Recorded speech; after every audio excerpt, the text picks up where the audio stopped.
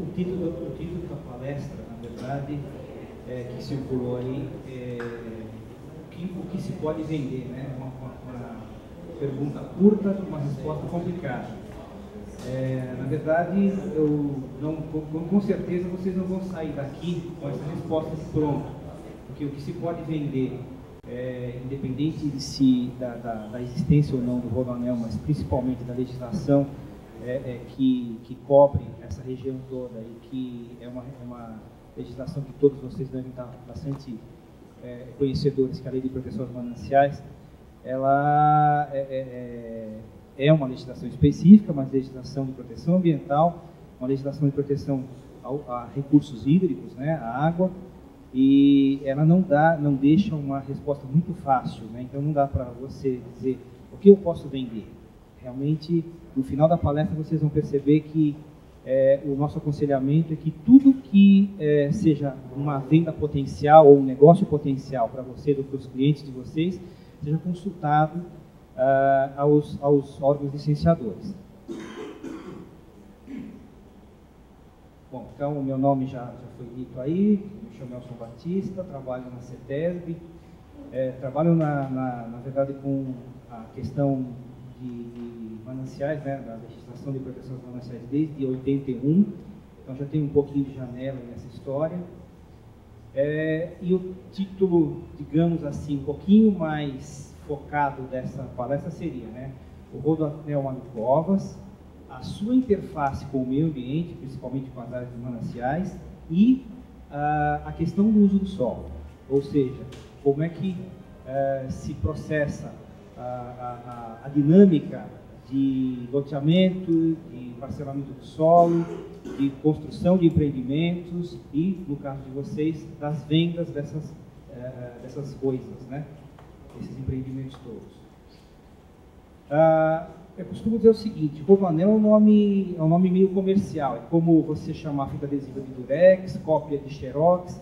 Na verdade, o nome desse negócio que foi construído aí, já está no segundo tramo, né, é anel viário,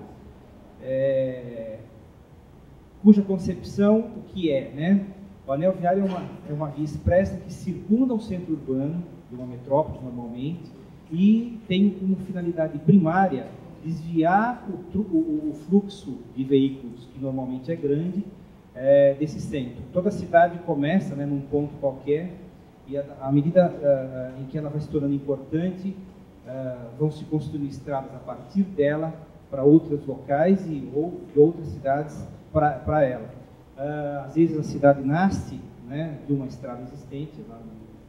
Você tem aí muitos exemplos por exemplo, Cotia, né, na região metropolitana, tinha a Raposo Tavares, não existia cidade, e de repente, por conta da estrada, nasceu a cidade.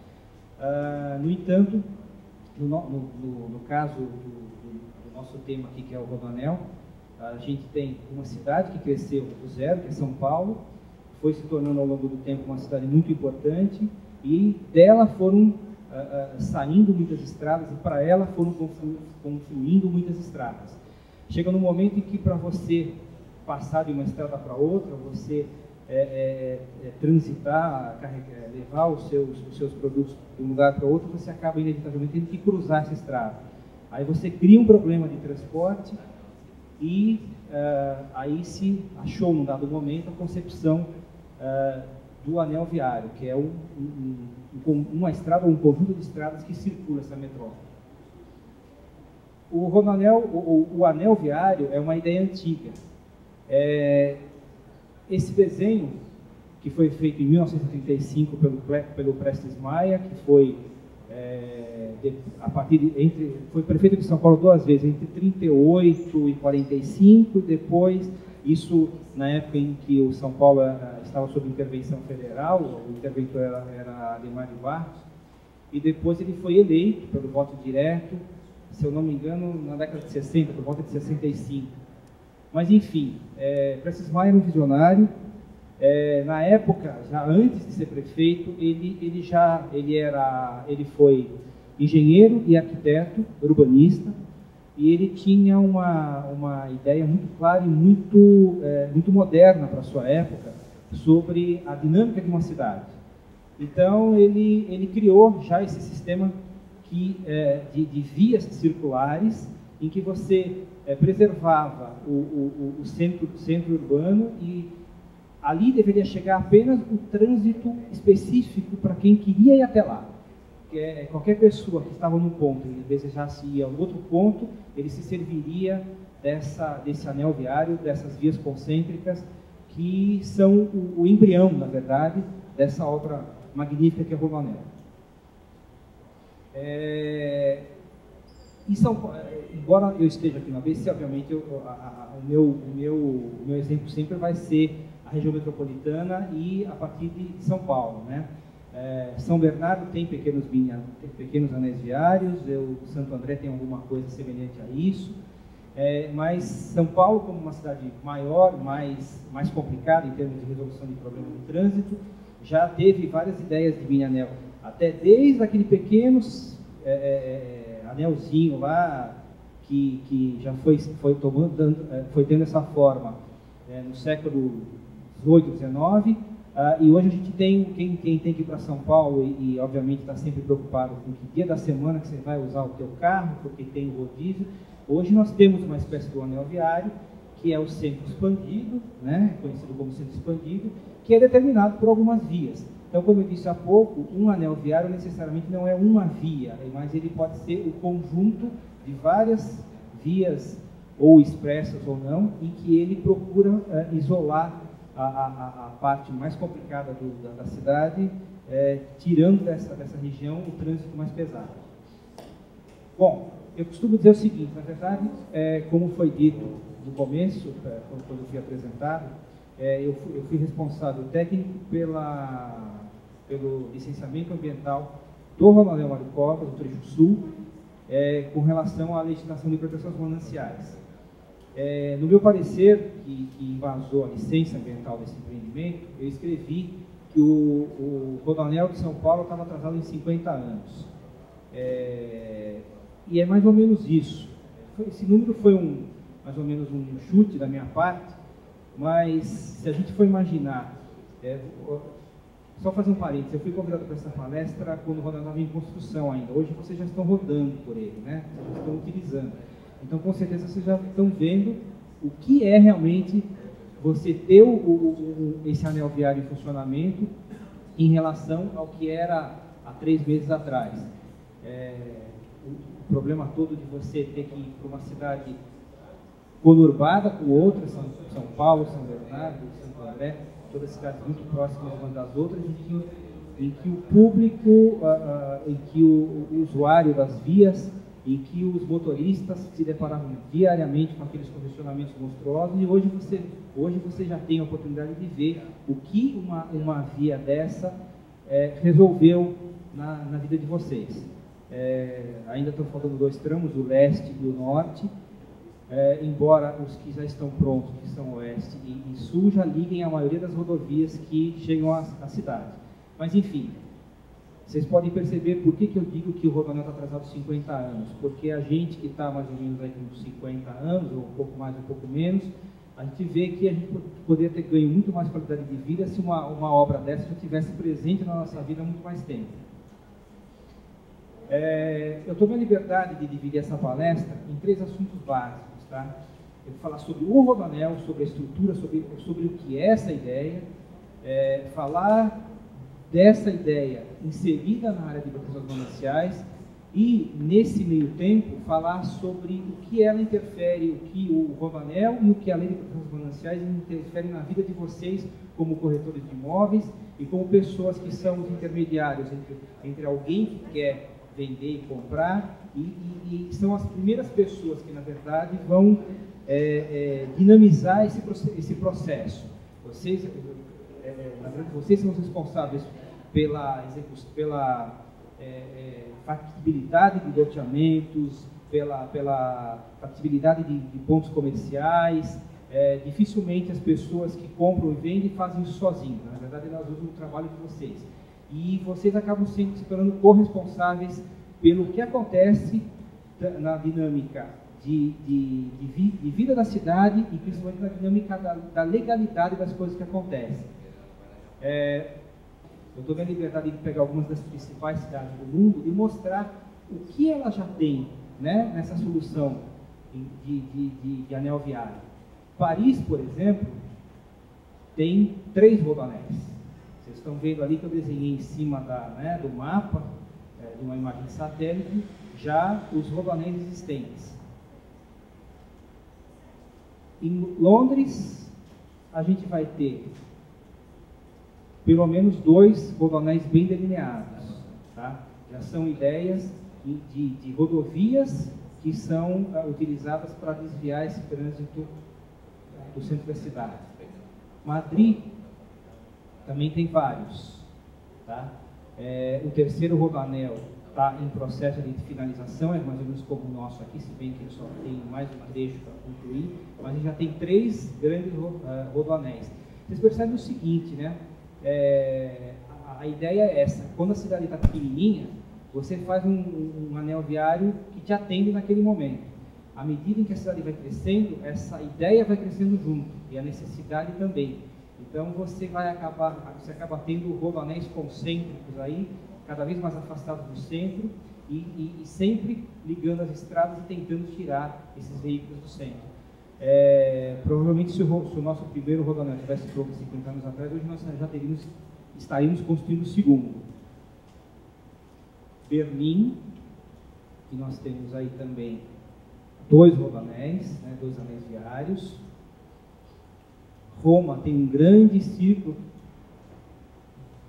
eu não me lembro o nome que eles dão lá, mas é um círculo que também tem essa função. Washington tem um grande rodoanel. E Moscou, que na minha opinião é o exemplo mais claro do que é essa ideia. E é a configuração mais representativa disso. Não preciso nem colocar o traço vermelho, né? Vocês já percebem aí que ao longo dos anos foram sendo construídos esses anéis viários para ligar essa teia de aranha, que são as estradas aí que chegam ao centro da cidade. Muito bom. Vamos então focar agora no Rodoanel de São Paulo. Ele teve esse nome em homenagem ao governador Mário Covas, que na verdade foi o governador que startou. Embora essa ideia, esse projeto já fosse bastante antigo, foi na época da administração Mário Covas que o projeto começou a ter viabilidade financeira e viabilidade política também para que ele começasse a ser executado. Bom, agora é uma coisa importante para vocês saberem.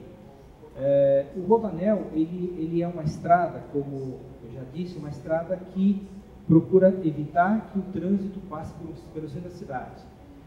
O Rodoanel Mário Covas é uma estrada classe 0. O que significa isso? Ela é uma estrada fechada.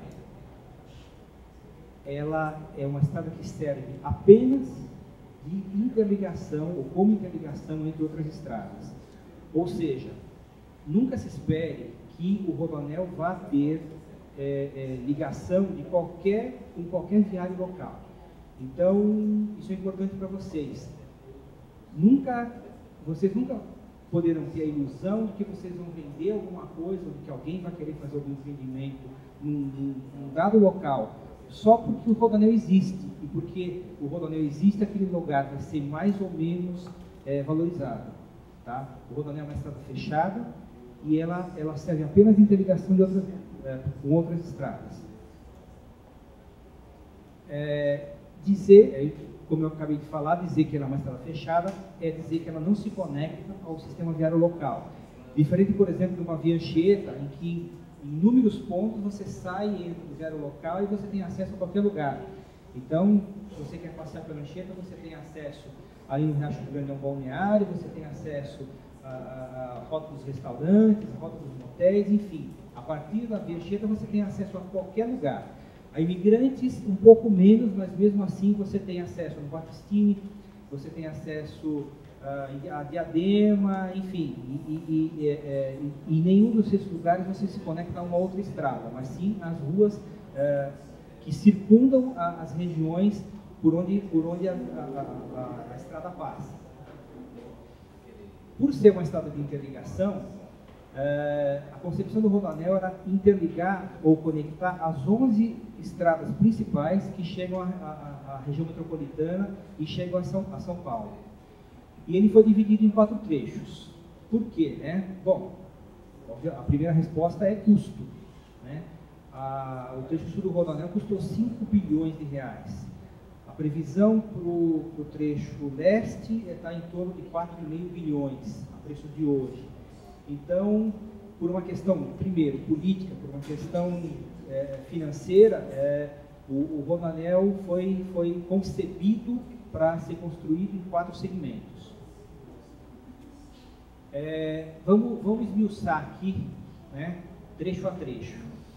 O primeiro trecho que está em operação, esse amarelinho, é o trecho oeste, que já liga aí a Bandeirantes, a Anhanguera, Castelo Branco, a Raposo Tavares e a Regis Bittencourt. Vocês percebem que, por uma questão estratégica, ele começou ligando 5 das talvez principais estradas que a gente tem aí chegando a São Paulo.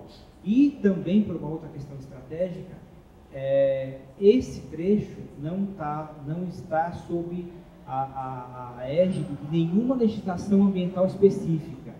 Você vai ter legislações ambientais somente a partir do trecho sul. Bom, o trecho oeste já está em operação. O trecho sul, que entrou em operação há pouco mais de um mês, que é esse azul mais escuro, que aí vai conectar, além dessas estradas, a Imigrantes e Anchieta. E, por uma questão de estratégia logística, vocês percebem que ele acaba nesse ponto aqui, ali perto da divisa de Mauá com Ribeirão Pires, próximo à represa Binings, um pouquinho antes ali da CBC, que é a indústria de cartuchos. Na verdade, esse é o único ponto em que ele vai fugir um pouco a regra dessa questão de interligação de estradas. Por quê? Porque a gente não pode parar uma estrada no nada. Eu não posso chegar aqui e ter um cul-de-sac aqui, o motorista vai, faz a volta e volta, né? Então, criou-se aqui uma interligação do final do Rodoanel Trecho Sul até a Avenida Papa João 23 em Mauá. E é bom ter claro o seguinte, quem já passou por ele, tenha claro, o Rodoanel para num ponto, numa grande curva, quando ele converge à esquerda ali, ele já não é mais Rodoanel, tá? Ali é uma interligação. O governo de São Paulo, através da DERSA, tem um projeto que, para pelo menos viabilizar o trânsito da cidade, está sendo feita a duplicação da Papa João 23, está sendo construído o prolongamento da Jacopêssego, né? Está sendo chamado de Jacopêssego Sul. Então, a partir do Rodoanel, por essa interligação, pela Papa João 23, Jacopêssego Sul e Norte, você vai atingir, dentro em breve, até setembro, se eu não me engano é o prazo, a Ayrton Senna. Então, você já vai ter aí pelo menos uma solução de continuidade para que o Rodoanel não perca a dinâmica de transporte. Continuando, o trecho leste está em licenciamento, a questão também de um mês mais ou menos foi obtida a licença prévia, nós fizemos lá a Secretaria do Meio Ambiente, a CETESB, enfim, os órgãos licenciadores concederam a licença prévia através do CONSEMA. Então, hoje, ele está... A pergunta que vocês vão me fazer, bom, então, o que está se esperando para construir o trecho leste? Diferentemente dos trechos oeste e sul, que foram custeados totalmente pelo Estado, né? O trecho sul ele foi custeado dos 5 bilhões, teve 1 bilhão e 200 que veio do governo federal e o restante todo do aporte do verba do governo de São Paulo. O trecho leste ele vai ser diferente, pelo menos a concepção é diferente. A ideia é se concessionar brevemente o trecho sul, ou seja, vão vendê-lo para alguém, e o consórcio, enfim, a empresa, o consórcio de empresas que comprar o trecho sul vai ser responsável pela construção do trecho leste. Aí vocês vão ter mais ou menos uma ideia do fôlego que vai ter que ter essa empresa, ou esse grupo de empresas. Se a gente está pensando que o governo gastou 5 bilhões aí, a ideia é que alguém vá dar pelo menos 1 bilhão de reais para o governo e assuma uma responsabilidade de 4,5 bilhões ao longo de 3 anos, ou 4 anos, para colocar para tirar do papel o trecho leste. E, finalmente, o trecho norte, que por ser também uma região muito delicada, muito complicada, que é, além de ter aí o Parque Estadual da Serra da Cantareira, ele eventualmente pode envolver também as áreas de mananciais do norte, ele vai ser também construído pelo Estado, já no mesmo regime dos dois trechos anteriores.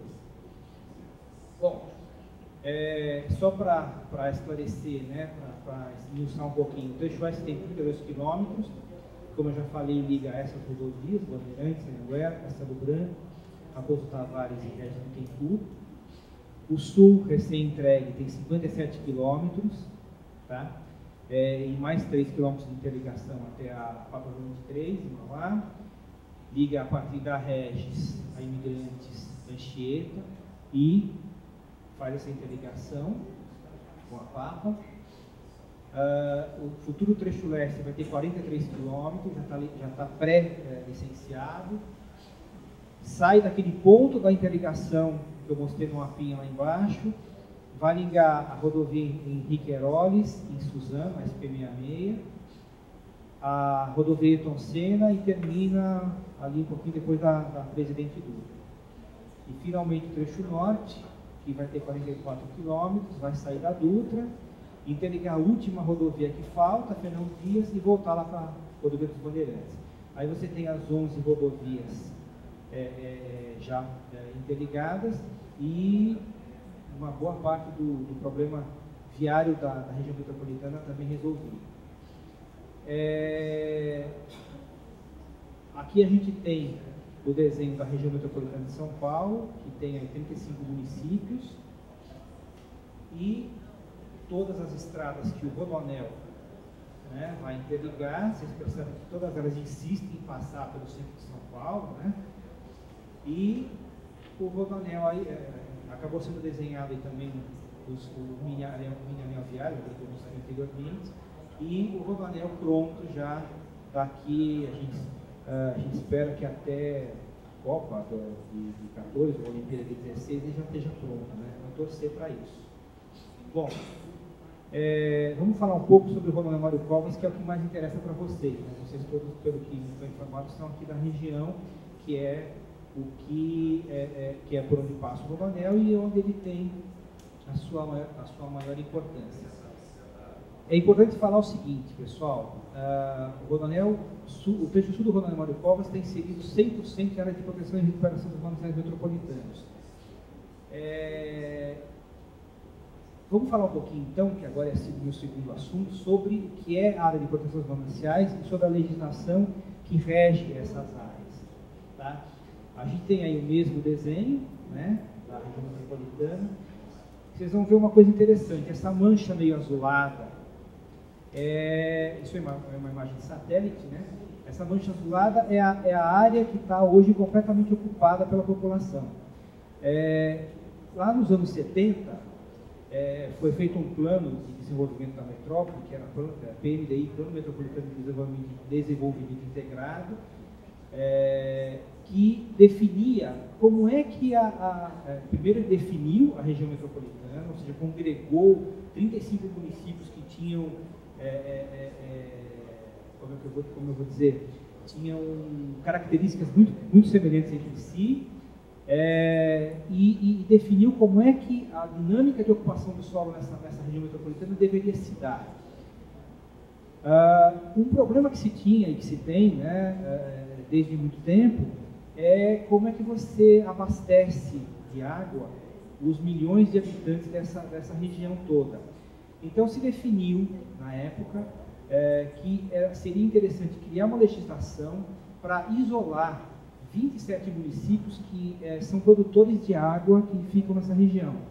Então criou-se a Lei de Proteção dos Mananciais, que é de 1975, 76 e foi regulamentada em 77, e se teve então essa legislação, ela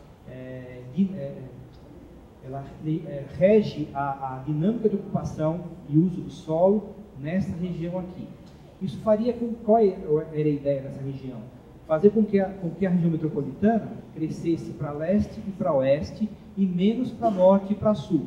Para norte até que se conseguiu, né? Mais por uma questão aí topográfica, porque você tem a Serra da Cantareira, e menos por uma questão legal.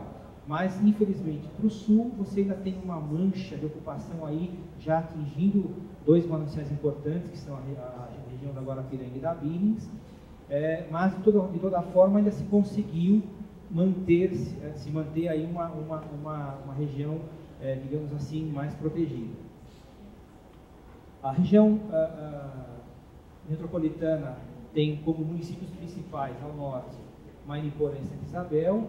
Ao sul ela começa lá em Juquitiba, passa por São Paulo e acaba lá em Salesópolis.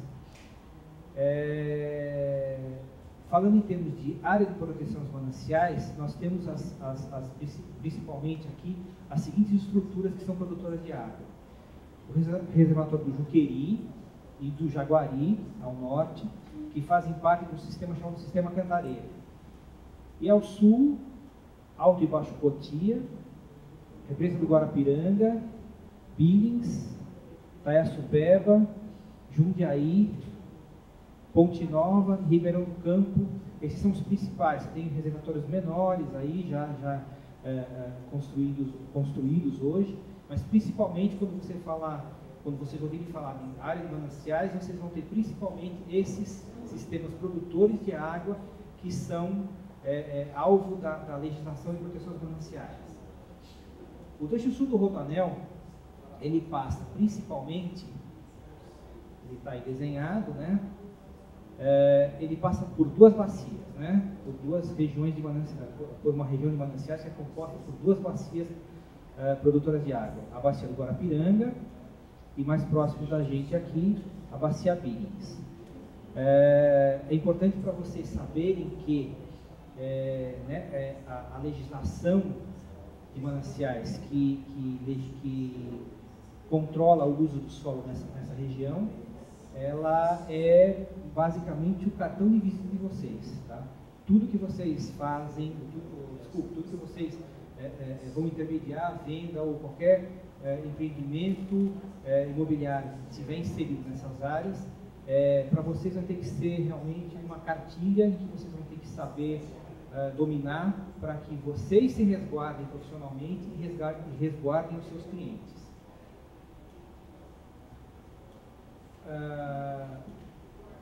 Vamos falar um pouco sobre a Guarapiranga, né? E sobre a Billings, que são esses dois sistemas produtores de água. O reservatório Guarapiranga ele foi construído em 1906, principalmente para geração de energia. Tá? Ele virou uma represa voltada também para abastecimento apenas em 28. O reservatório Billings também surgiu para geração de energia, no nosso caso aqui através de Henry Warren, né, Cubatão. Ele foi construído em 1927. Em 43 ele já passou a ter um uso múltiplo, que era também para controle de cheias. E só em 58, através do Rio Grande, que começa ali na Anchieta e vai até Ribeirão Pires, que é o braço do Rio Grande, na verdade, né, que é o que o pessoal conhece, via de regra, como represa Billings. Só em 58 ele foi destinado também ao abastecimento. Para vocês terem uma ideia da importância, né, desses dois mananciais, a Guarapiranga, para dados do SEAD em 2007, tá? Hoje esses dados já estão fatalmente ultrapassados. A Guarapiranga é responsável pelo abastecimento para 4.200.000 pessoas, ou seja, 21% da região metropolitana, e o reservatório do Rio Grande, 1.400.000, 7%. Ou seja, nós temos aí apenas esses dois reservatórios, quase 30% de abastecimento para quase 6 milhões de pessoas, num total estimado em 2007 de 20 milhões de habitantes na região. Agora, então, a gente chega especificamente no que a gente chama de área de proteção e recuperação dos mananciais. A região metropolitana e as áreas mananciais especificamente, elas são regidas por leis, né? No caso da legislação de proteção dos mananciais, é um conjunto de leis estaduais que disciplina o uso e ocupação do solo nessas áreas. Essa legislação específica que vocês vão ter que, para desempenhar a profissão de vocês, vocês têm que conhecer, são as leis 12.233, que foi aprovada agora em 2006, e foi regulamentada por esse decreto 51.686 em 2007. E no caso da Billings, que é um pouco mais recente, ela foi aprovada no passado, a Lei 13.579, e foi regulamentada esse ano ainda, no começo do ano, pelo Decreto 5342. Esse conjunto de leis substitui aquela legislação que eu falei há pouco, as leis de 2006, 2007, 96, 97, gente, desculpa, 76, 77, que eram as leis primevas da região metropolitana de Mananciais. Desculpe o ato falho. Para que serve essa legislação específica, né? Ela define zoneamentos para ocupação, preservação e recuperação dos mananciais. Isso é importante para vocês. Ela define as ocupações possíveis, ela define as formas como essas ocupações possíveis se dão, ela define os índices urbanísticos que têm que ser seguidos nessas regiões e define as formas como o órgão público atua no licenciamento e atua para quem desrespeita a lei. Além da legislação estadual, também impera sobre essas áreas uma legislação federal, que são leis, decretos e resoluções que disciplinam a preservação da vegetação e dos recursos hídricos em todo o território nacional, de modo geral, no estado de São Paulo e na região metropolitana em particular. A legislação florestal, que vocês conhecem como Código Florestal, é a Lei 4771, de 65, seguida depois por alguns outros diplomas legais que foram aperfeiçoando essa lei, que é a Lei de Crimes Ambientais de 98, o Decreto 6514 de 2008, por várias resoluções do Conselho Nacional do Meio Ambiente, e também pelas leis estaduais, a Lei 9.509, que especifica a política estadual do meio ambiente, que é de 97, resoluções da Secretaria do Meio Ambiente. Todas essas leis, elas servem para definir áreas de preservação permanente, que vocês devem ter ouvido falar sobre elas, onde não se pode ocupar, disciplina, supressão de vegetação, ou seja, qualquer necessidade que você tem para desenvolver um empreendimento, que você tenha árvores isoladas ou não, que você tenha que remover essa vegetação, a necessidade dessa aprovação está disciplinada por essa lei. Define formas de recuperação ambiental, ou seja, sempre que você tiver uma supressão de vegetação, você acaba assumindo com o poder público uma recuperação daquela área, através de um documento chamado Termo de Compromisso de Recuperação Ambiental, TCRA. Ela define formas de compensação florestal, através, por exemplo, de um instituto chamado Reserva Legal, e define ou regulamenta formas específicas de vegetação, ou seja, quais vegetações você pode remover e quais você não pode. Além disso, uma outra lei que também é de conhecimento de vocês, que é uma lei federal de parcelamento do solo urbano, ou seja, disciplina todo o parcelamento do solo no território nacional e, obviamente, na nossa região, que é a Lei Lehman, famosa, 79, a Lei 6766. Ela principalmente define as formas de parcelamento, que são desmembramento e loteamento, os tamanhos mínimos dos lotes, as infraestruturas básicas que têm que ser mantidas para qualquer empreendimento imobiliário feito através de loteamento, as diretrizes desses projetos, as formas de aprovação e de registro em cartório. Como que essa legislação, né, ela é aplicada pelo órgão público? Através do licenciamento, hoje, depois de uma reforma no licenciamento ambiental do Estado de São Paulo, Quem aplica toda essa legislação que eu acabei de me referir é a CETESB, Companhia Ambiental do Estado de São Paulo. Até o nome dela mudou. A fiscalização, ou seja, se a CETESB licencia, quem fiscaliza os problemas, as irregularidades, é um órgão da Secretaria do Meio Ambiente, que se chama CBRN, Coordenadoria de Biodiversidade, Proteção aos Recursos Naturais, em conjunto com a Polícia Ambiental de Mananciais. A Polícia Ambiental ela é uma entidade ligada diretamente à Secretaria do Meio Ambiente e à CBRN. Bom, há pouco eu disse para vocês que todo... Você falou quem licencia agora é a CETESB. Quem fazia isso antes? Você falou atualmente? Até um ano atrás, o licenciamento e a fiscalização eram divididos mais por assuntos. A CETESB era uma empresa de tecnologia que licenciava indústria. A partir de um dado momento, ela começou a se dedicar também a postos de combustível. A Secretaria do Meio Ambiente aplicava a Lei de Proteção aos Mananciais genericamente para todos os empreendimentos, residências, loteamentos, enfim, mineração. O DPRN licenciava apenas o que competia à legislação florestal, ou seja, ao Código Florestal. Então era uma sopa, na verdade, né? Era uma complicação. Para você licenciar o empreendimento, você tinha que recorrer a diversos órgãos públicos, montar várias vias no mesmo processo. Então, de um ano para cá, mais ou menos, houve uma reestruturação do sistema de licenciamento e fiscalização.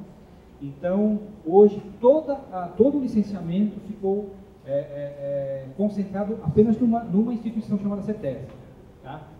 E a fiscalização atrelada ao licenciamento, ou seja, você me apresenta um projeto, eu vou lá, vou analisar esse projeto e vou licenciá-lo, mas eu preciso ver se você está cumprindo direito, ou seja, esse tipo de fiscalização também é prerrogativa da CETESB. A fiscalização de irregularidades está sob a responsabilidade da CBRN. Respondido a pergunta? Tá bom? Então, um pouco mais para frente, na verdade aqui, eu vou especificar a quem vocês devem consultar quando vocês querem licenciar ou instruir um cliente de vocês a licenciar algum empreendimento imobiliário. Pessoal, vamos ler esse slide. Toda aquisição ou aluguel de propriedades, construção ou instalação de empreendimentos deverá ser precedida de consulta às agências ambientais, CETESB, núcleos de fiscalização, CBRN ou Polícia Ambiental, os poupa-tempos de Santo Amaro ou São Bernardo do Campo, no nosso caso aqui, né, mais especificamente São Bernardo, para a verificação da regularidade desta área, a potencialidade de ocupação que ela tem, ou de ocupação ou de utilização. Embora o licenciamento seja cometido à CETESB, por que vocês têm que consultar também os núcleos de fiscalização? Porque se a área pela qual vocês estão interessados, ou o cliente de vocês estiver interessado, tiver já sido fruto de uma irregularidade qualquer, ou seja, se essa área tiver sido objeto de uma fiscalização, quem vai estar controlando isso é a CBRN. Aqui na região, o melhor lugar para vocês consultarem, obviamente, é o poupa-tempo, né? Existe uma equipe multidisciplinar no poupa-tempo de São Bernardo que pode dirimir qualquer dúvida que vocês tenham com relação a uma área qualquer. Então, veja, é importante que vocês tenham isso muito claro, porque sempre que vocês forem procurados por um cliente interessado em comprar uma área ou em vender uma área, e que vocês o orientem para saber qual a viabilidade econômica dessa área em relação à legislação. Essa área tem algum problema? Ela está embargada por algum órgão público, porque ali se cometeu alguma irregularidade no passado? O cliente de vocês quer construir, sei lá, um empreendimento qualquer, essa área se presta a isso, tá? Ou ela tem alguma restrição que impeça? Essa área tem vegetação de porte importante que deva ser consultado para você saber se você vai ter uma aprovação, uma autorização para remover essa vegetação, ou seja, a responsabilidade de qualquer um que queira comprar ou vender uma área e de quem intermedia isso, é saber essas respostas, tá? Então é por isso que vocês devem sempre recorrer ao órgão público antes de intermediar ou de fazer qualquer tipo de negócio. Eu costumo fazer um exemplo bem tosco, que é o seguinte: ninguém aqui compra um carro sem saber se esse cara era roubado, se ele teve o número do chassi raspado, se o antigo dono não acabou com o motor, não destruiu a suspensão. Minimamente você leva esse carro ao mecânico, você consulta o Detran se ele tem multa, enfim, todo mundo faz isso, né? Ou pelo menos deveria fazer. Se para um automóvel, que é um bem mais barato, um bem mais acessível, vocês fazem isso, então é muito mais lógico que vocês façam isso quando vocês vão comprar uma casa, uma loja, um lote, tá certo? Porque é de um custo, via de regra, mais elevado e é uma coisa onde você vai amarrar boa parte da tua vida, né? Bom, então eu disse, vocês têm que consultar o órgão público. O que é necessário para consultar? Quando alguém chega e me pergunta, pô, eu tenho um terreno lá no Riacho Grande, eu quero construir uma farmácia. Bom, onde é? Então ele fica na rua ali, aquela rua principal que sai ali da pracinha. Pessoal, quando vocês vão a algum órgão público, que via de regra também não é 100% preparado, né, tecnologicamente, até para atender vocês, é conveniente, é necessário que vocês levem toda a documentação disponível daquela área. O que tiver.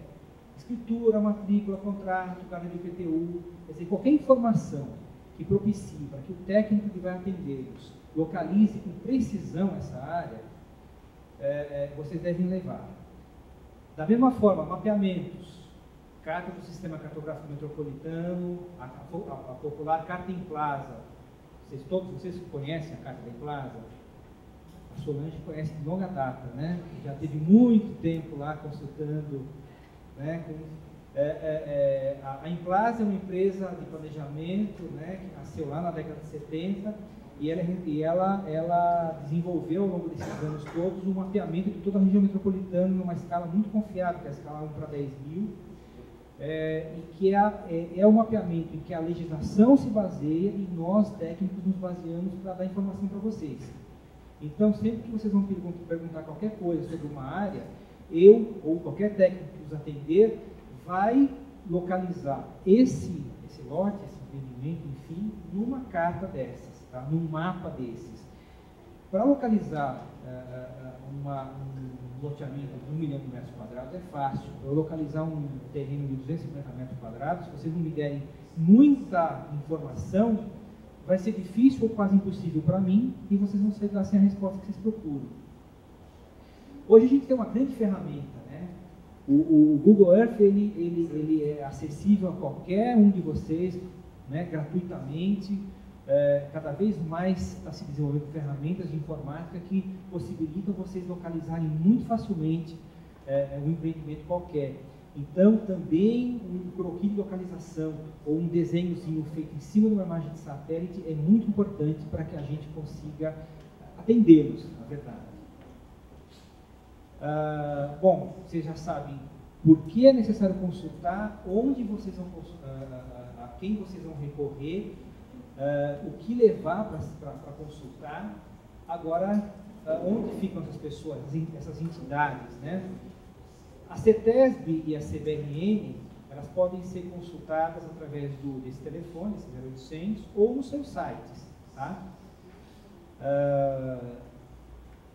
Para quem não está muito afeito a esse tipo de coisa, obviamente nós temos o Poupatempo. Eu coloquei um asterisco duplo aqui, porque quando eu estava terminando de fazer essa apresentação, o responsável pelo Poupatempo me disse o seguinte: como a estrutura do licenciamento da fiscalização ambiental ela vem mudando ao longo desse ano, então talvez as informações que vocês recebam através desses telefones 0800 não seja muito atualizada. Infelizmente, o órgão público ele acaba caminhando a reboque da necessidade, né? Ele não se antecipa. Então, qualquer dúvida que vocês tenham que não ficou muito bem sanada no telefone, gente, por favor, vão até o Poupatempo, tá? E vocês vão receber, as pessoas que estão lá no Poupatempo, elas sim recebem treinamento atualizado diariamente. O site do Poupatempo é mais ou menos genérico, né? Eu acredito que vocês vão resolver realmente seus problemas comparecendo lá.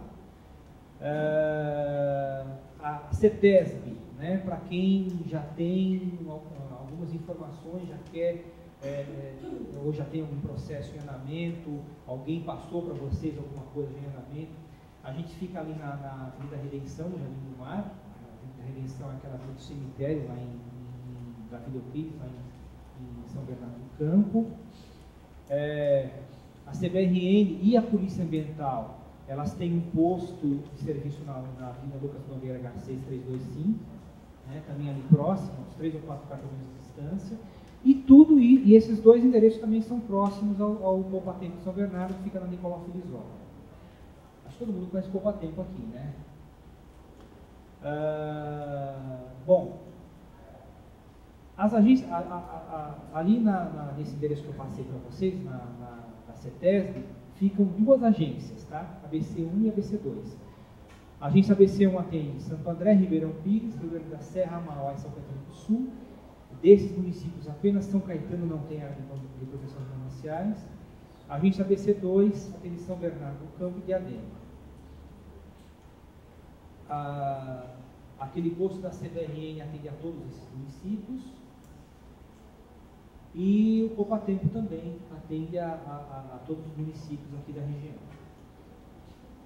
Bom, a gente estava falando, né, atrás do nosso exemplo, que é o Rodoanel.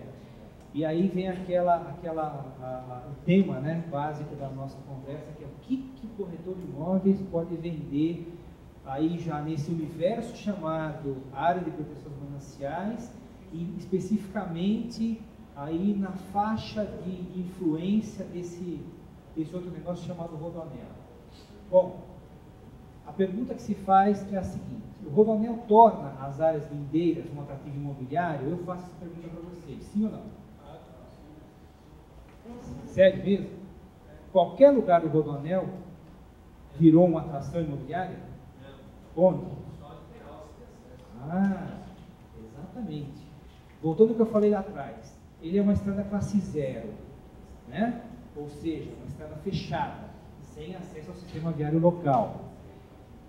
É uma estrada de interligação. E é uma estrada de fluxo rápido, né? Uma estrada que procura aí fazer com que quem a utiliza trafegue sempre a uma velocidade compatível com a estrada que é, no caso do Rodoanel, 100 km por hora. Portanto, você já matou a charada, apenas nos trevos, por exemplo, da rodovia Regis Bittencourt, é que você vai ter um atrativo imobiliário, né? Então você já tem aí algumas coisas, né, que já existiam, enfim, mas até que com certeza surgiram, porque o Rodoanel trecho oeste estava terminando aqui, a partir desse viaduto já começa o trecho sul, né? E esse empreendimento aqui em cima, por exemplo, que é um pátio de logística gigantesco, já surgiu por conta do trecho sul. Então, obviamente, é só nos trevos, né? Aqui é na foto anterior a gente mostrou o Rodoanel passando por cima da Regis, e aqui é o trevo propriamente dito, que são as alças de acesso dele, né? Então, realmente, só nessas regiões próximas é que você vai ter atrativo imobiliário. Para confirmar isso, você tem estradas importantes por onde passa o Rodoanel, como a estrada de Itapecerica, em que você não vê nenhuma ligação. Um viário local aqui de um núcleo urbano bastante adensado, mas você tem uma passagem subterrânea aí, que você também não tem ligações. Outro exemplo, áreas de chácaras, áreas de plantação, aqui áreas mais bem preservadas, item, você também não tem ligação. A estrada de Parelheiros, uma estrada importante na região metropolitana, a estrada de Sadaminoui, você tem aí a estrada de Parelheiros e você não tem um bendito viaduto, uma alça de acesso ligando aí. Então não adianta você achar que esse terreno aqui ele é muito propício a fazer uma venda, que não vai ser. Pelo menos não por causa do rodoanel. Esses Tá? dois trens são verdadeiros beneficiados dos imigrantes da Anchieta? Vamos chegar lá. Vamos chegar lá. Mais uma passagem sobre o viário local aqui lá em Santo Amaro. Tá? Bom, aqui nós já chegamos na Imigrantes. Né? Está previsto aqui, na ponte que você já deve ter atravessado recentemente, embaixo da ponte, do comecinho dela, tá? Aqui é a represa Bines, aqui é a região da Valsa, tá? Aqui é o Jardim Canaã. Você tem um retorno operacional aqui e você tem um futuro parque represa Bines, que vai ser construído aí pela DERSA, pelo governo do Estado de São Paulo, que vai ser uma fonte de atração turística da região, mas que também não tem acesso a partir do rodoanel. Você vai ter um acesso apenas pelo viário local. Mesma coisa ali próximo à Estrada Galvão Bueno, você tem aí bairros importantes aqui na região, Jardim da Represa desse lado, Parque Los Angeles aqui, e você só tem um viaduto passando por cima do rodoanel. Agora você chega, sim, né? Sua pergunta está respondida, no trevo com a rodovia dos imigrantes. Excetuando-se essas áreas aqui, que são parte que são de propriedade do governo, né? Elas são parte da área do rodoanel, né? Da área de influência direta do rodoanel. Você vai ter algumas regiões aqui que realmente se tornam atrativos imobiliários. Tá? Da mesma forma, na Anchieta, você tirando essa área do trecho, que também é faixa de domínio, área do trevo, desculpem, e a passagem aqui direta sobre a rodovia, você vai ter nas laterais aí da via Anchieta áreas interessantes. Vocês percebem aqui, todo mundo deve conhecer a favela do Areiano, né, que está bem próxima da Anchieta e que se desenvolveu porque a Anchieta existia, né, que é uma coisa que o rodoanel não vai propiciar. Você nunca vai ter um núcleo urbano desse aparecendo na lateral do rodoanel por causa dele, a não ser que a pessoa chegue por um outro lugar e ele vá ser próximo, como aqui já está. Mas a favela do Areião nunca vai ser ampliada porque o rodoanel existe. Só para terminar o nosso trecho aqui também, a gente tem em Santo André, que é Parque Miami, Jardim Riviera. Mais para frente, a gente tem a passagem ali no Recreio da Guarda do Campo, a passagem sobre a Rio Leão Dourado, que também não tem acesso. E no final, aquilo que eu comentei com vocês, o rodoanel acaba aqui, tá? O trecho sul. Essa estrada aqui, que é a interligação com a Papai 93, na verdade não é rodoanel Mário Covas, ele é uma interligação. E o rodoanel trecho leste vai sair desse ponto e seguir nessa direção. Bom, então, eu coloquei esse slide para dizer o seguinte: o rodoanel ele foi licenciado, apesar de ser uma obra impactante, porque ele em si não traz nenhuma indução ao aumento da população na região metropolitana. Tá? Ele foi aprovado porque a paisagem que nós queremos com ele, que nós queremos manter com o rodoanel é essa. Tá? É uma paisagem de preservação. Daí a gente tira conclusões. Talvez algum de vocês já tenha ouvido falar de promessas, né? Bom, pessoal, hoje o rodoanel ele só tem interligação com Anchieta, com imigrantes, com a região tem curva, mas futuramente algum vereador influente, algum deputado influente, algum governador, né, vai mudar isso e vai fazer um acesso lá na estrada de Parelheiros, vai fazer né? Então eu achei interessante colocar essas conclusões. A nossa primeira é a seguinte: pessoal, o rodoanel, ou qualquer obra da importância do rodoanel, ela é licenciada através de um instrumento chamado Estudo de Impacto Ambiental, Relatório de Impacto ao Meio Ambiente, EIA-RIMA, que é um projeto dessa altura de papel, tá? Muito técnico, que é analisado por vários órgãos públicos, federais, estaduais e municipais. E esse tipo de projeto, quando ele é feito, ele é analisado e só é concedido o licenciamento para esse empreendimento dentro de determinadas condições. E nenhum acesso a mais está previsto para o Rodoanel Mário Covas, além desses que eu citei. Nenhuma alteração desse projeto pode ser feita sem um novo licenciamento através de um estudo desse tipo. Qualquer alteração desse projeto, ela só pode ser feita por uma entidade, que é o governo do Estado de São Paulo. Não é o governador, é o governo do Estado de São Paulo. Ou seja, um número de técnicos se reúne e acha que tem que ter uma saída a mais em determinado lugar. Vai se estudar a viabilidade econômica, técnica, ambiental, vai ter que se fazer um outro projeto, que é um novo EIA, e vai ter que se submeter esse projeto a todas as equipes técnicas. Esse projeto vai passar por audiências públicas, vai passar pelo crivo do Ministério Público, vai ser analisado pelos órgãos ambientais do Estado de São Paulo e pelo CONAMA, que é um órgão federal. E se lá na frente todo esse povo concluir que é viável isso ainda vai ter que passar pelo aval do Conselho Estadual do Meio Ambiente. Portanto, não há promessa política, seja de que peso for, que altere esse limpo. Então, gente, promessa de que vai ter acesso, então vamos fazer um loteamento ali, porque futuramente aquele vereador que é muito bem, é amigo do governador e vai fazer, não é verdade, não vai acontecer. Tá? Isso é um fato. Claro que se lá na frente se julgar que você tem que ter um outro acesso, eu vou dar um exemplo. Quem passa ali pela Estrada dos Alvarenga, embaixo da Imigrantes, tem um viaduto da Imigrantes ali.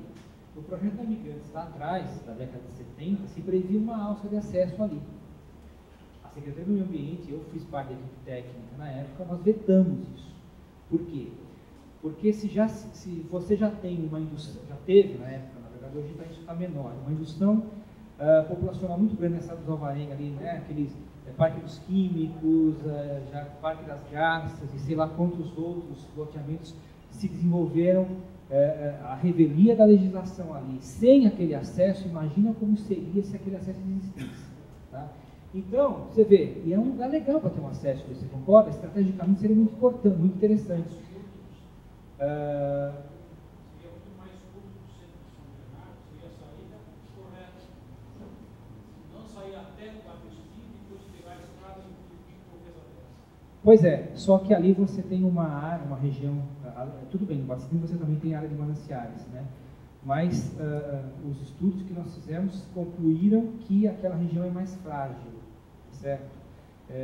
Tanto que nós estamos amargando a inépcia do Estado de ter permitido com que aqueles loteamentos todos fossem sendo feitos, né, à nossa revelia, certo? E nós hoje estamos pagando caro por isso.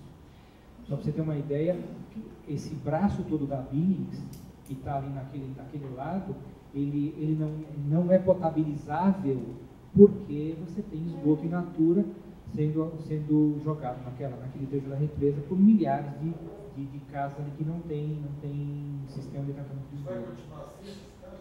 Não, veja, a lei de proteção, como eu falei para vocês, ela mudou, né? O ano passado foi aprovada a lei específica, esse ano ela foi regulamentada.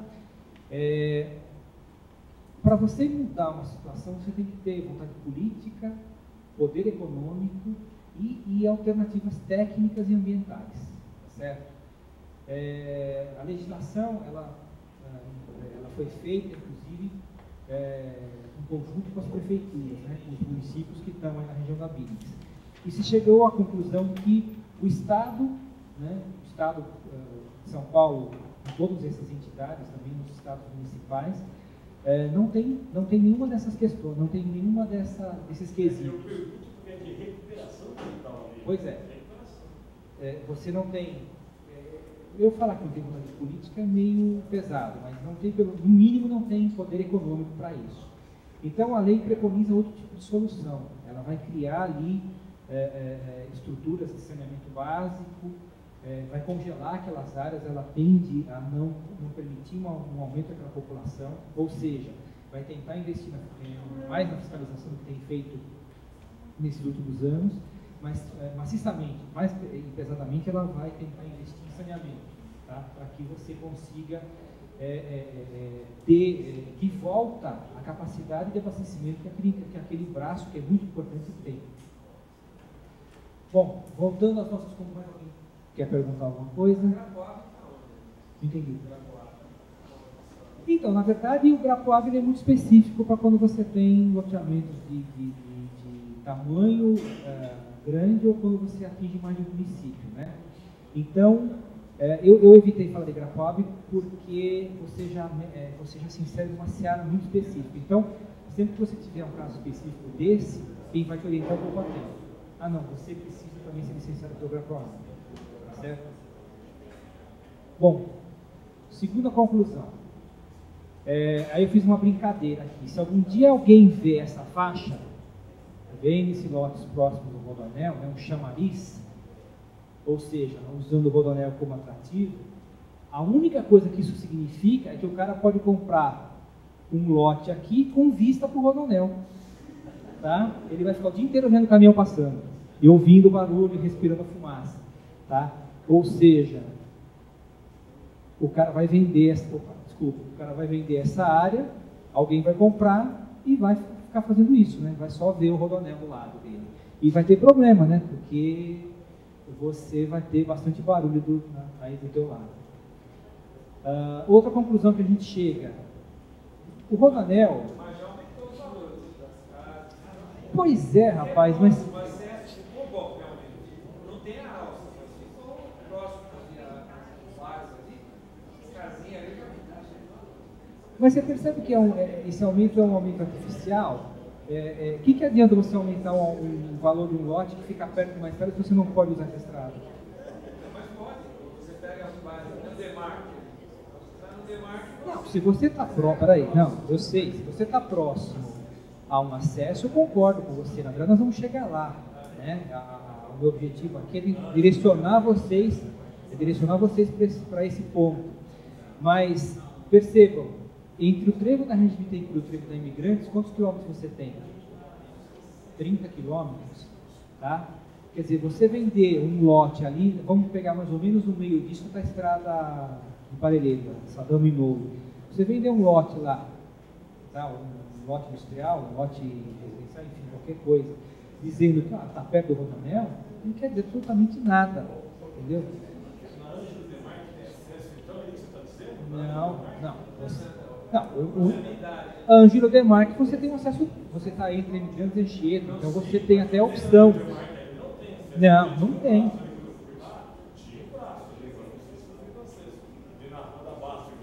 Não, veja bem, pessoal, não vamos misturar a construção do Rodoanel com ele pronto.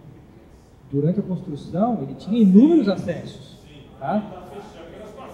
Claro, óbvio. Como é que você consegue acessar com máquina e equipamento, né, tratores que não passam?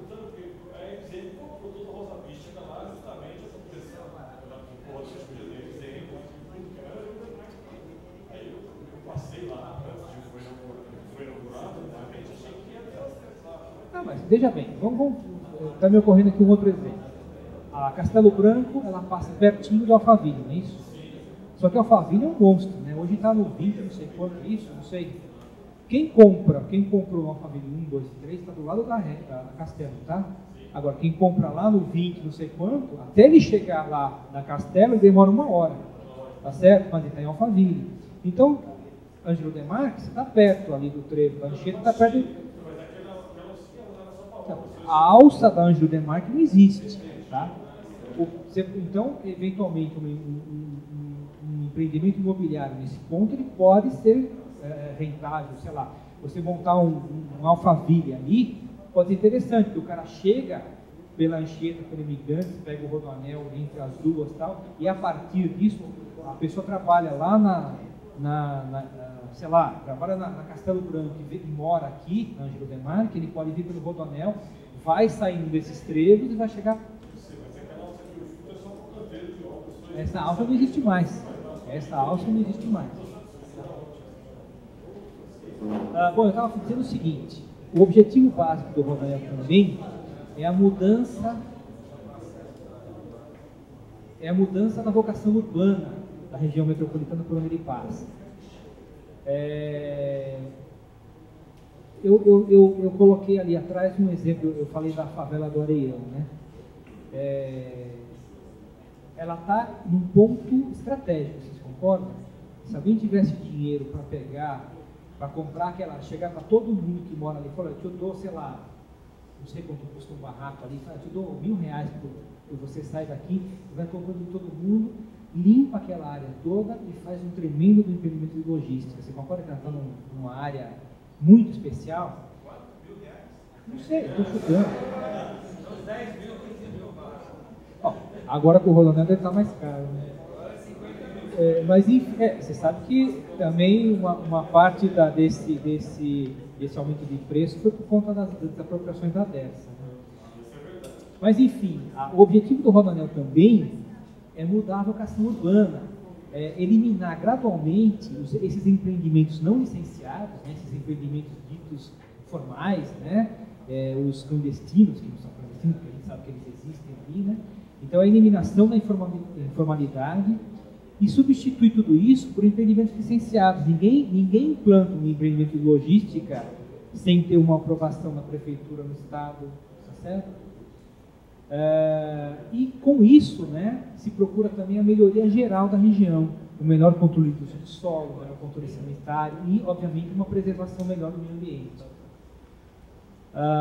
Portanto, pegando lá a arquitetura, um dos fundamentos também do Rodoanel é você ter cada vez menos isso, ou seja, um bairrozinho aí com lotes minúsculos, causando uma série de problemas, quer dizer, não só para si mesmos, né, porque via de regra eles também estão em áreas que às vezes são áreas de risco, mas para a prefeitura, né, para o poder público, e ter cada vez mais esse tipo de empreendimento, tá?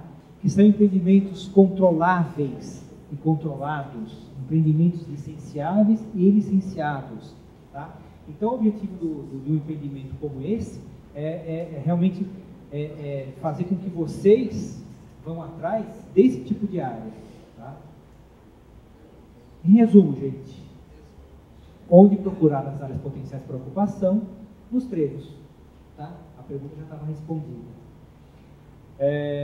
No trevo com a Regis, você tem ainda aí várias áreas que vocês podem tentar mudar a feição, ou áreas ainda que estão aí, né, vagas, tá? Vocês têm Imigrantes, a mesma coisa, vocês ainda têm áreas aí que estão preservadas, né? Ou tentar mudar a feição de algumas dessas áreas, tá? Essas áreas mais próximas, obviamente, estão dentro da faixa de domínio, não são objeto de negociação. Trevo com Anchieta, né?